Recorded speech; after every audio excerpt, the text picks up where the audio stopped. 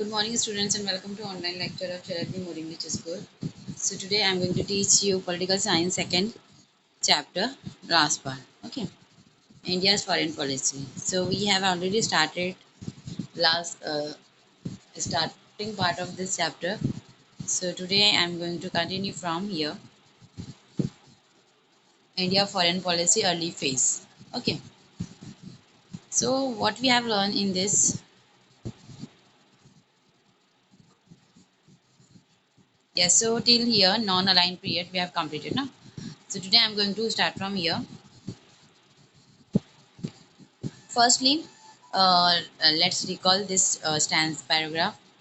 India foreign policy. Okay, so this policy was shaped by our prime minister. I mean, at that time before independence, who was the prime minister Pandit Jawaharlal Nehru ना.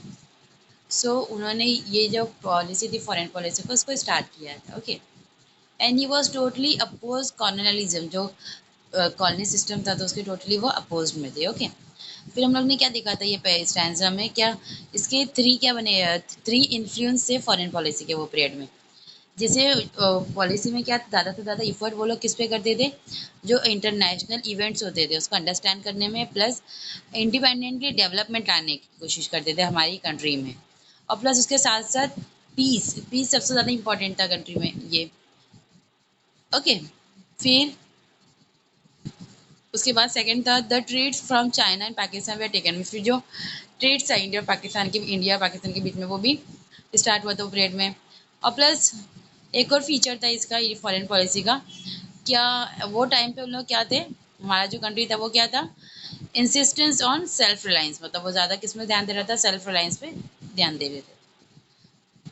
Okay, सो अब देखो यहाँ पे क्या दिया हुआ है. जब इंडिया ने डिसाइड कर लिया था कि इसका जो रिलेशन है वो अदर कंट्रीज़ के साथ, मीन्स अदर जो एशिया कंट्रीज़ के साथ वो कैसा रखेगा, कॉपरेट रिलेशन रखेगा. ओके, किस चीज़ की वजह से, to achieve development. Obviously main जो रीज़न था वो क्या था कि हमारी कंट्री का डेवलपमेंट हो सके. तो इसीलिए वो दूसरी कंट्रीज़ के साथ अच्छे से बिहेव रखेगा, मतलब अपना अ, जो भी रिलेशन है वो अच्छा मेंटेन करेगा दूसरी एशिया कंट्री के साथ दूसरी.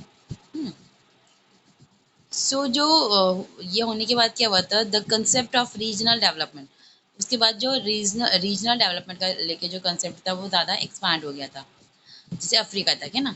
सो जो some but some Asian and African countries, लेकिन कुछ एशियन और अफ्रीकन कंट्रीज थे जो कि पार्टिसिपेट नहीं कर रहे थे.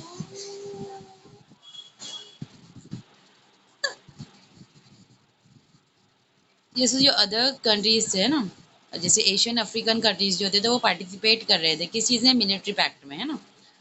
सो मिलिट्री पैक्ट में प्लस जो सोवियत रशिया थे वो भी, है ना. मीन सब जो एशियन और अफ्रीकन कंट्रीज थे वो कहाँ पे पार्टिसिपेट कर रहे थे, मिलिट्री पैक्ट में, लीड एदर बाय अमेरिका और सोवियत रशिया. मतलब जो किससे लीड किया जा रहा था, अमेरिका से और सोवियत रशिया से लीड किया जा रहा था. Okay, so this stop the process of regional development. अब इसकी वजह से क्या हुआ था, मतलब वो मिलिट्री पैक्ट में लोग मतलब जो कंट्रीज वो ज़्यादा एंगेज हो रही थी, तो इसकी वजह से क्या हो रहा था, जो रीजनल डेवलपमेंट है वो स्टॉप हो गया था. Okay, so after this countries of Asia और अफ्रीका, फिर इसके बाद क्या हुआ, तो जो कंट्रीज थी एशिया और अफ्रीका की, सो तो कुछ ऐसी कंट्रीज थी वहाँ की जो पार्टिसिपेट नहीं कर रही थी. ओके, है ना, पार्टिसिपेट नहीं कर रही थी मिलिट्री पैक्ट में. फिर उन लोगों ने किस चीज़ को सपोर्ट किया था, नॉन अलाइनमेंट को सपोर्ट किया था. ओके, और मेन जो रीज़न था, मतलब जो मेन प्रिंसिपल बना था, फंडामेंटल प्रिंसिपल बना था उनके नॉन अलाइनमेंट का, वो था पीस और फ्रीडम. ओके, अब देखो come to here. So in this period India had to face conflict with neighbouring countries. Yes, फिर वही टाइम पे जो इंडिया है तो उसे क्या फेस करने पड़ा था, कॉन्फ्लिक्ट फेस करनी पड़ी थी अदर कंट्रीज के साथ. मतलब जो नेबरिंग कंट्रीज थी हमारी है तो उनके साथ उनको कॉन्फ्लिक्ट फेस करने पड़ा था. Wars happen between India and Pakistan over the Kashmir question in 1947 1948. Okay, तो मतलब जो हमारी जो नेबरिंग कंट्रीज थे, आसपास की जो कंट्रीज थी, तो उनके साथ क्या हो रही थी, हमारी वॉर हो रही थी ना. तो जो फर्स्ट जो प्रॉब्लम आई थी सामने इंडिया पाकिस्तान की वॉर की, तो उसमें जो वॉर हुई थी तो उसमें उन लोग का इशू क्या था, कश्मीर का इशू था. ओके, कश्मीर को लेके ये वॉर हुई थी. तो जो फर्स्ट वॉर हुई थी इंडिया पाकिस्तान की वो 1947 से 1948 तक थी, और जो सेकंड वॉर थी वो 1965 में थी. ओके, और फिर यही इशू के ऊपर थर्ड वॉर भी ओकर्ड हुई थी जो कि 1970 वन में। ओके, फिर वो वॉर के टाइम पे क्या हुआ था, इन पाकिस्तान ने क्या किया था, जो बांग्लादेश है उसको सेपरेटली मतलब उसको क्रिएट कर लिया था, फॉर्म कर लिया था। ओके, नहीं तो पहले इंडिया का जो पाकिस्तान और बांग्लादेश ये क्या था, इंडिया का ही पार्ट था, लेकिन बाद में क्या होते गया, वो सेपरेट होते गए। In the decade of 1970s, there came about some stability of Indians foreign policy. Yes. अब जैसे 1970 का पीरियड आया ना, तो वो टाइम पे क्या हुआ था, मतलब इंडियन फॉरेन पॉलिसी में कुछ स्टेबिलिटी चीजें हुई थी। Okay, India had risen as a powerful regional power in South Asia. Yes, India क्या हो गया था, इंडिया क्या बन रहा था, एक पावरफुल रीजनल पावर बन रहा था। ओके, मतलब एक पावरफुल रीजन बन रहा था, कहाँ पर, साउथ एशिया साइड में। सो बाय कंडक्टिंग न्यूक्लियर, अब ये हो रहा है पावरफुल, तो किसकी वजह से हो रहा है, क्या रीजन था। सो बाय कंडक्टिंग न्यूक्लियर टेस्ट, मतलब हमारे कंट्री में वो टाइम पे क्या हुए थे, न्यूक्लियर टेस्ट कंडक्ट किए गए थे 1974 में। Okay, and India had also prove her nuclear capability, और वही टाइम पे इंडिया ने क्या प्रूव किया था, अपने न्यूक्लियर कैपेबिलिटी को प्रूव किया था पूरे वर्ल्ड के सामने। So from 1980, however, some changes began to take place. Yes, फिर 1980 के टाइम पर क्या हुआ था, कुछ चेंजेस स्टार्ट हो गए थे। In order to increase cooperation amongst South Asian countries, South Asian Association for Regional Cooperation was established. Yes, अब ये मतलब इतना डेवलपमेंट होने के बाद और फिर जो चेंजेस आ रहे थे ना, उसके बाद क्या हुआ था, जो कॉपरेशन है ना साउथ एशियन कंट्रीज के साथ, तो उसको इंक्रीज करने के लिए South Asian Association for Regional Cooperation, जिसको हम बोलते हैं SAARC, ये इस्टेब्लिश किया गया था। India initiated a dialogue to improve relation with China, और इंडिया क्या कर रही थी, किस चीज़ को इनिशिएट कर रही थी, उनका मतलब उनका जो रिलेशन है चाइना के साथ उसको इम्प्रूव कर रही थी। Okay, India also started interaction with America for cooperation in the field of security. Yes. और इंडिया वो टाइम पे क्या चाह रही थी, मतलब इंडिया का वो टाइम पे किसके साथ इंटरेक्शन होता था, अमेरिका के साथ इंटरेक्शन होता था, किस चीज के लिए, सिक्योरिटी के लिए। Okay,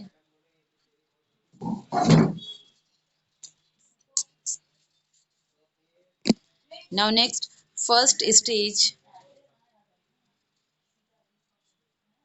first stage 1947-1990, India adopted the policy of non-alignment in the contest of the Cold War. Yes, अब इंडिया ने सबसे पहले जो नॉन अलाइनमेंट वाली जो पॉलिसी थी वो कब अडॉप्ट की थी, कब स्टार्ट की थी, जब कोल्ड वॉर हो रही थी। Okay, as a result priority was given to maintaining friendly relation with all nation.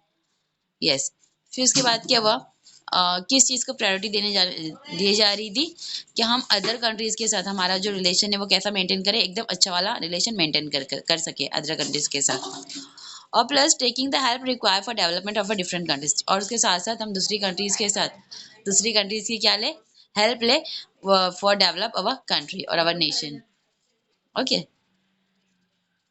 Due to the policy of non alignment, India could get aid for both of superpower. Yes, फिर वो time पे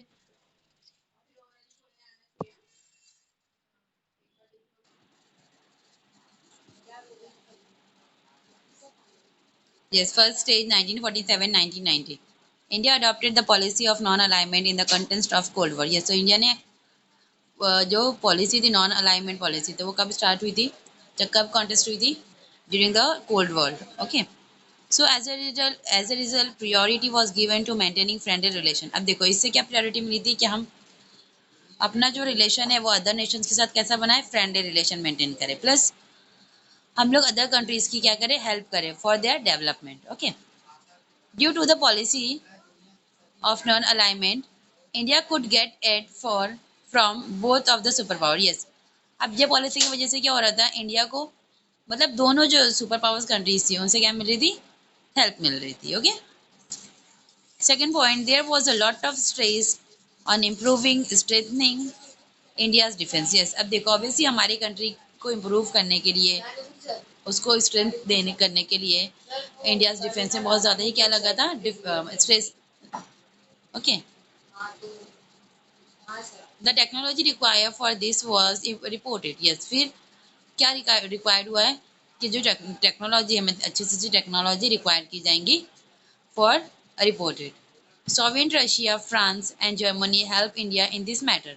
अब ये matter में मतलब India जब problem face कर रही थी तो वो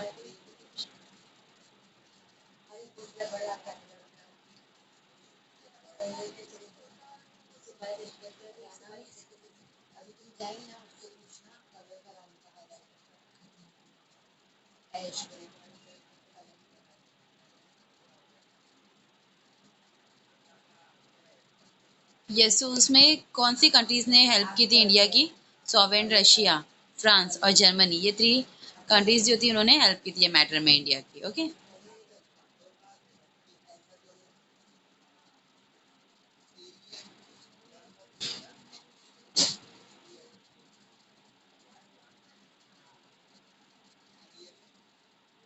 इन this period India has to face some challenges. अब ये ऑब्वियसली ये पीरियड में क्या हुआ था, इंडिया को बहुत सारे challenges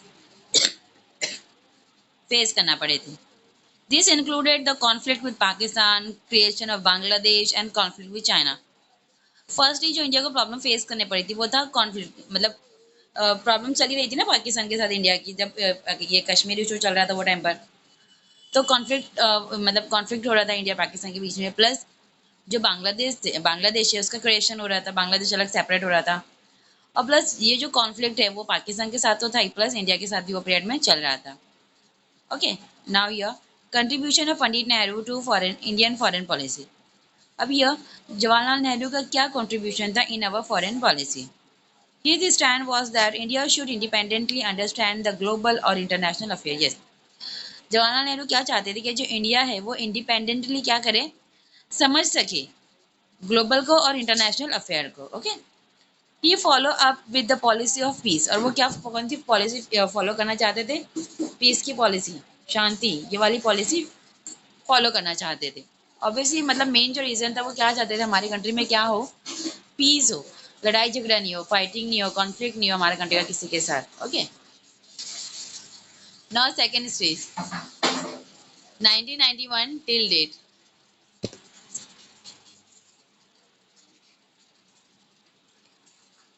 India foreign policy became more comprehensive and dynamic in the second stage. Yes, अब इंडिया की जो फॉरेन पॉलिसी है वो ज़्यादा ही कॉम्प्रिहेंसिव और डायनामिक हो गई थी। कब?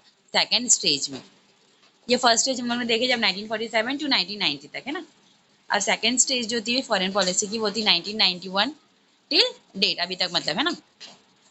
सो वो टाइम पे जो इंडिया की फॉरेन पॉलिसी थी वो कैसी हो गई थी, कॉम्प्रिहेंसिव हो गई थी और बहुत ज़्यादा डायनेमिक हो गई थी।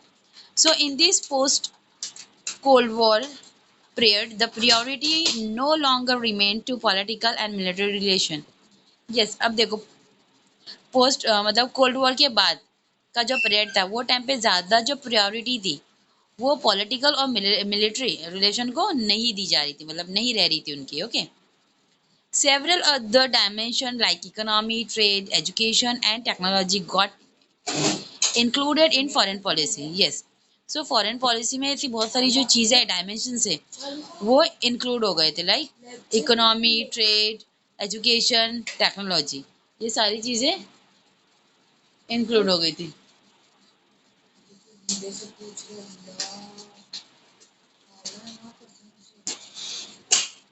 After 1991, India reduced the government control over the economy and adopted free market policy. Yes. So 1991 में इंडिया ने क्या रिड्यूस कर लिया, क्या कम हो गया था, जो गवर्नमेंट कंट्रोल था वो कम हो गया था इकोनॉमी के ऊपर, है ना, इंडिया का। So at the time India adopted free market policy. फिर वही टाइम पे इंडिया ने कौन सी पॉलिसी अडॉप्ट की थी? फ्री मार्केट पॉलिसी अडॉप्ट की थी। Naturally there was an increase in trade with neighbouring countries. फिर वही टाइम पर क्या हुआ था, जो ट्रेड है अदर कंट्रीज के साथ वो बढ़ गया था, इंक्रीज हो गया था। Our share in world trade increase, obviously फिर जो हमारे शेयर थे वर्ल्ड ट्रेड पर वो भी इंक्रीज हो गए थे। ओके। फर्स्टली क्या इंक्रीज हुआ, जो ट्रेड है हमारी कंपनी में, मतलब हमारा जो ट्रेड है अदर नेबरिंग कंट्रीज के साथ वो इंक्रीज हो गया था। उसके साथ साथ जो वर्ल्ड ट्रेड है वो भी इंक्रीज हो गया था। Efforts began to be made to increase the rate of economic growth. अब ये सारी चीज़ों का जो मतलब इफेक्ट वो हमको कहाँ दिख रहा था, जो इकोनॉमिक ग्रोथ थी हमारी कंट्री की वो इंक्रीज हो रही थी इससे। Okay. In the decade after 1990, our relation with South Asian countries like Singapore, Thailand, Vietnam, etc., became stronger, yes. अब 1990 का जो बात का है ना, मतलब जो 1990 का जो पीरियड था, वो टाइम पे जो हमारे रिलेशन है South Asian countries like Singapore, Thailand, Vietnam etcetera, इन लोगों के साथ बहुत ज़्यादा ही स्ट्रांग हो गए थे। Our trade exchange with Israel, Japan, China, European Union increase. और हमारा जो ट्रेड है, मतलब हम जो ट्रेड करते थे, एक्सपोर्ट करते थे ना, तो वो ज़्यादा किसके साथ होने लग गया था? इसराइल, जापान, चाइना, यूरोपियन और जो यूरोपियन यूनियन, उन लोगों के साथ इंक्रीज हो गया था। Okay. India began to participate in organization at the international and regional level more than before। और वही टाइम पे इंडिया का जो पार्टिसिपेशन था, मतलब इंडिया ज़्यादा पार्टिसिपेट कहाँ पे करने लग गई था? इंटरनेशनल में। Okay.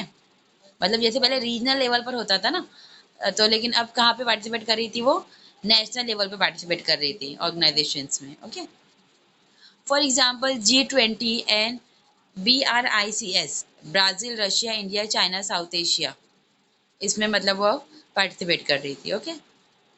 This is a logo. Okay. BRICS।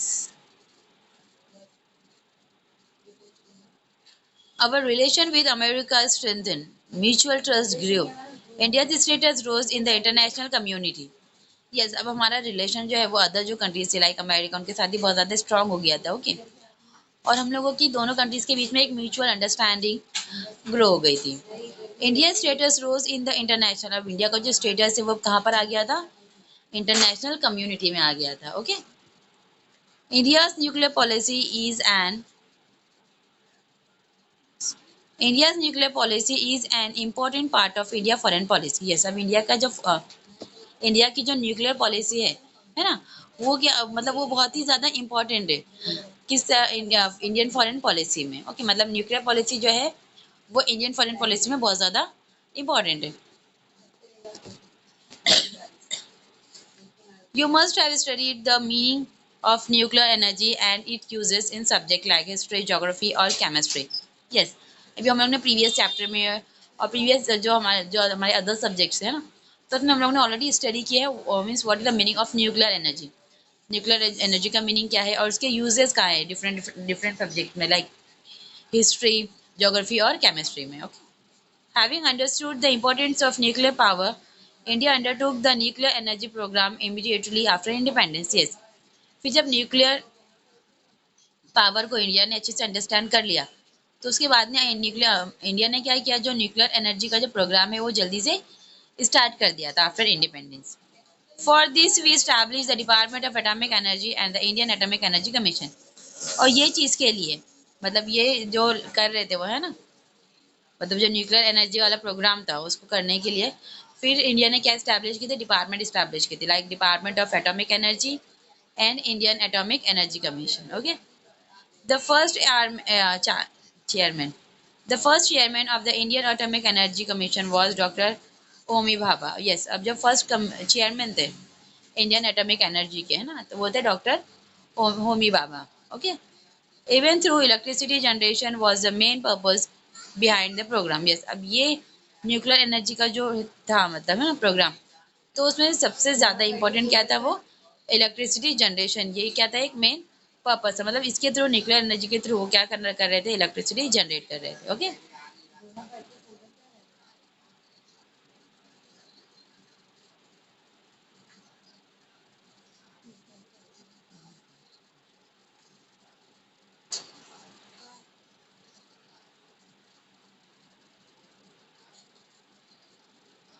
So after through electricity generation was main purpose behind the program, it also aim at creating military capability। Yes, फिर जब उसका एम क्या था इलेक्ट्रिसिटी को जनरेट करने का, तो उसके बाद क्या हुआ था? जो मतलब ये मेन रीजन था ना प्रोग्राम का, न्यूक्लियर प्रोग्राम का।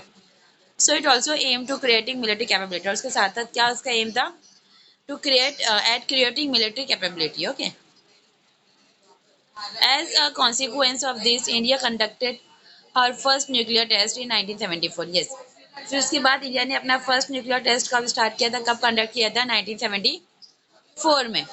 India built nuclear weapon and conducted nuclear test in 1998। Yes, फिर इंडिया ने अपनी फर्स्ट न्यूक्लियर वेपन और न्यूक्लियर टेस्ट कंडक्ट किया था 1998 में। ओके। मतलब देखो फर्स्ट तो न्यूक्लियर टेस्ट कब हुआ था? 1974 में हुआ था। उसके बाद जो फर्स्ट वेपन थी वो बिल्ड की गई थी, बनाई गई थी। एंड कंडक्टेड न्यूक्लियर टेस्ट, उसके बाद और न्यूक्लियर टेस्ट कंडक्ट हुआ था 1998 में। Okay, we have also make missiles carrying nuclear weapon and the air force and the navy have been able to carrying them। yes, फिर उसके बाद क्या हुआ है, हमारी कंट्री ने क्या बनाना स्टार्ट किया, मिसाइल, जो कि कहाँ पे यूज मतलब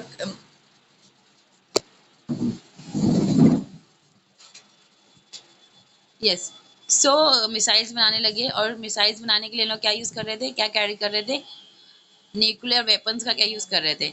and air force and the navy force been enable, और जो एयरफोर्स वाले थे और जो नेवी फोर्स वाले थे, तो वो लोग उसको यूज कर सके, उसको कैरी कर सके। Okay, India is now a country which has nuclear weapon. Yes, अब इंडिया एक ऐसा कंट्री है जिसके पास क्या है, न्यूक्लियर वेपन से। We have accepted the role of responsible nuclear power. Yes, अब हम लोगों ने क्या एक्सेप्ट किया है कि हम लोगों के पास क्या है, means we accepted the role of responsible nuclear power. हम लोग ने कौन सा रोल एक्सेप्ट किया है, रिस्पॉन्सिबल न्यूक्लियर पावर का। India has been consistently supporting effort.